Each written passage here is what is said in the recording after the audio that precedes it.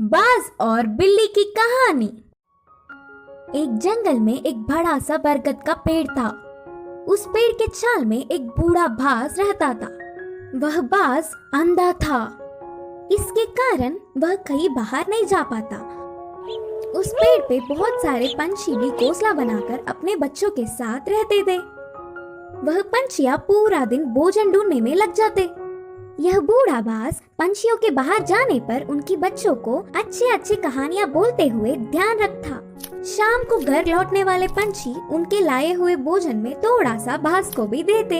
ऐसे समय बीतता गया। एक दिन वहाँ से गुजरता हुआ एक बिल्ली पेड़ पे खेल रहे पंछियों के बच्चों को देखा। आहा, बच्चे बहुत नरम हैं। इनका मांस तो बहुत ही अच्छा होगा। इतने स्वादिष्ट खाने को मैं अपने सामने रखकर पूरा जंगल घूमता रहा।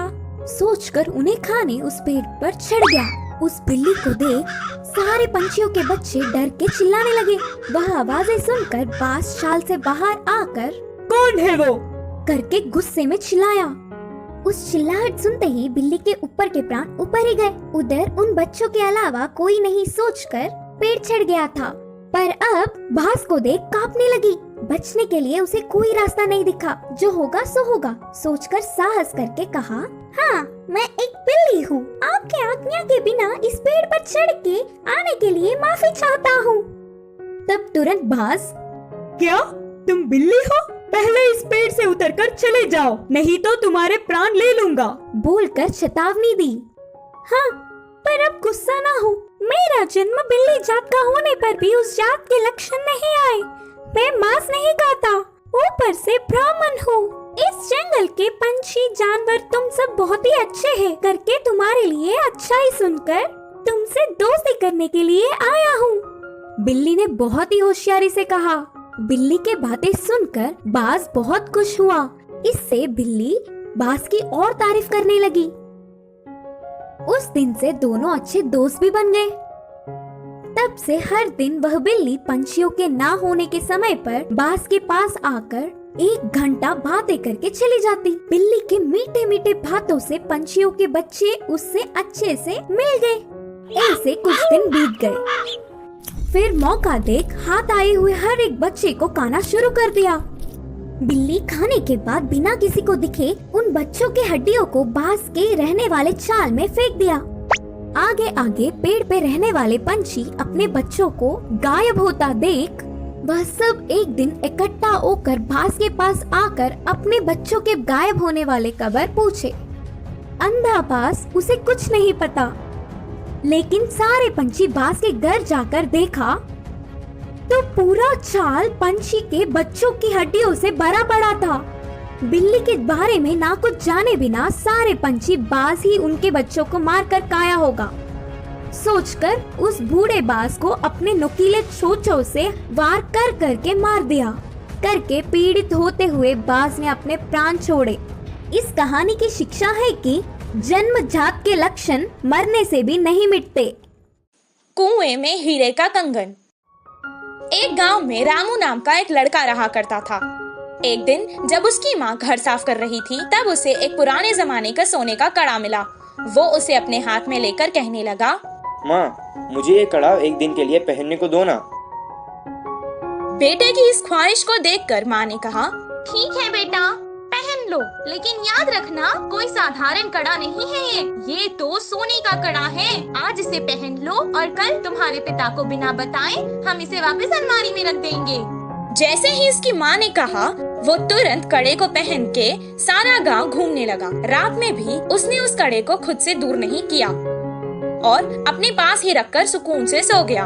उस रात उसके गांव में चोर घुस आए और जिसके घर से उन्हें जो कुछ मिलता था, जैसे पैसे, जेवर, सोना, सब उठाकर ले जाते थे। सुबह जब उसके गांव वालों को पता चला कि उनकी सभी मूल्य चीजें चोरी हो चुकी हैं, वो सब शोर मचाने लगे। कितना ढूंढने पर भी चोर का पता नहीं चला। रामू की वजह से उसके पुरखों का सोने का कड़ा चोरी हो चुका था। ये सुनकर उसके पिताजी को बहुत गुस्सा आया और वो डांटने और मारने लगे। कुछ देर बाद उसने कहा, वो कोई खिलौना नहीं था जो तुमने खो दिया, वो मेरे पुरखों की निशानी थी। अब दोबारा मुझे अपनी सूरत नहीं दिखाना, निकल जाओ यहाँ से। बेटे को कड़ा देने के लिए वो अब अपनी पत्नी को भी डांटने लगा। वहीं रामू अपने पिता से मार खाकर बहुत दुखी होकर घर से रोते रोते निकल गया। पास के बगीचे में जाकर एक बड़े पेड़ के नीचे रोता हुआ वो बैठ गया। वहीं पेड़ के नीचे जो चोर ने उसका कड़ा चुराया था, वो चोरी किया हुआ सामान वहाँ बंटवारा कर रहे थे। वो दोनों चोर जोर जोर से बात कर रहे थे। ये सुनकर रामू को पता चल गया कि वो वही चोर है। वो धीरे से वहाँ से उठा और कुएं के पास जाकर कुएं में देखकर रोने लगा और कहने लगा कि उसके हीरों का कड़ा कुएं में गिर गया है। उसके रोने की आवाज सुनकर चोर उसके पास आए और रामू से पूछने लगे कि वो क्यों रो रहा है। रामू ने जवाब दिया, मेरे दादा बहुत बड़े पंडित थे और उन्होंने एक जमींदार के पास पूजा की थी, तो उन्होंने उन्हें तोहफे में एक हीरो से भरा हुआ सोने का कड़ा दिया था। वो कड़ा मैं मेरे घर वालों को बिना बताए पहन कर आ गया था और यहाँ आकर खेल रहा था और अचानक मेरे हाथ से वो कड़ा फिसल कर गिर गया था। जब मैं उस कड़े को हाथ लगाता था तब भी वो मुझे डांटते थे और अगर मैं उन्हें बताऊंगा कि मेरे हाथ से वो कुएं में गिर गया तो वो मुझे मार देंगे। हीरो का कड़ा कुएं में है सुनकर ही वो दोनों लड़ने लगे कि कौन कुएं में जाकर कड़ा लाएगा। दोनों अपने हाथ में रखे सामान को जमीन पर रखकर एक साथ कुएं में कूद गए। जैसे ही रामू ने ये देखा, वो तुरंत पैसे और जेवर लेकर भागकर गांव वापस आ गया। आकर गांव के बड़ों को उन चोरों के बारे में बताया। तब सब गांव वाले कुएं के पास आए और उन दोनों चोरों को पकड़कर मारा और उन्हें बहुत अच्छा सबक सिखाया। सबके जेवर और पैसे उन्हें वापस मिल गए। रामू और उसके परिवार को उनका पुश्तैनी कड़ा वापस भी मिल गया था और रामू की होशियारी की वजह से रामू को खूब शाबाशी भी मिली। इस कहानी से हमें ये शिक्षा मिलती है कि समय पर चतुराई दिखाने से मुश्किल समस्या भी टल सकती है। पछताने वाला मोर। एक जंगल में कौवा पंछी बहुत अच्छे मित्र थे। वे एक दूसरों की मुश्किलों में मदद करते थे।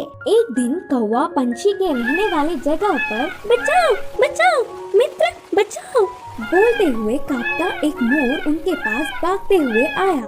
क्या हुआ मित्र, कहाँ से भागते आ रहे हो? इतने परेशान क्यों हो?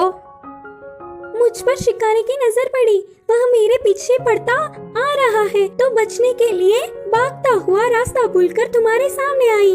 अब तुम्हें ही मुझे बचाना होगा। अच्छा ठीक है यार, पंछी ने कहा।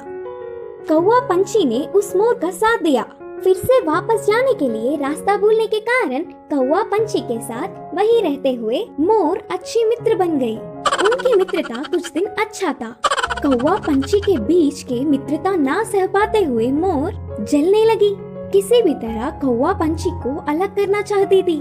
एक दिन कौवा भोजन के लिए बाहर जाने के समय पर मोर ने पंछी से कहा, मित्र तुम कौवे से इतना ज्यादा मित्रता बढ़ाकर बहुत ही नजदीक रह रहे हो। क्या तुमने उसकी बदसूरती कभी नहीं देखी? उसे देख सब चिढ़ जाते हैं। तुम्हारा उससे दूर रहने में ही भलाई है। मैं जो कहनी चाहती थी वो कह चुकी, बाकी तुम्हारी मर्जी। वह सुनकर अचानक चौंकने वाला पंछी मोर से कहा, हाँ सच्ची, मैंने इतने दिनों से कौवे के बारे में सोचने की कोशिश भी नहीं की। हट, उससे क्या दोस्ती, उससे क्या मित्रता। तुम्हारे जैसे सुंदर वालों से मित्रता करने से मेरा मूल्य और होदा बढ़ेंगे। उसकी चाल सफल हुई करके मोर खुश हुई। आगे आगे मोर पंछी के व्यवहार में परिवर्तन देख कौवा उन्हें उसे दूर करने की बुरी सोच को समझी। एक दिन, मित्रों मेरी वजह से तुम्हें तकलीफ हो रहा होगा, इसीलिए इधर के पास में ही एक घोंसला बनाया, मैं वहाँ जाकर रहूंगा। चलता हूँ करके कौवा उदास होकर कहा। वह अपने आप जा रहा है करके बोलने पर मन ही मन बहुत खुश होकर, अच्छा अब तुम्हारी मर्जी मित्र, मोर और पंछी ने कहा।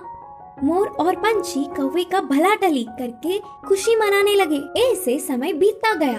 पुराने मित्रों को छोड़ के आए हुए बहुत दिन होने से कौवे को उन्हें देखने की इच्छा जागी। पुरानी जगह पर उड़ता हुआ आया।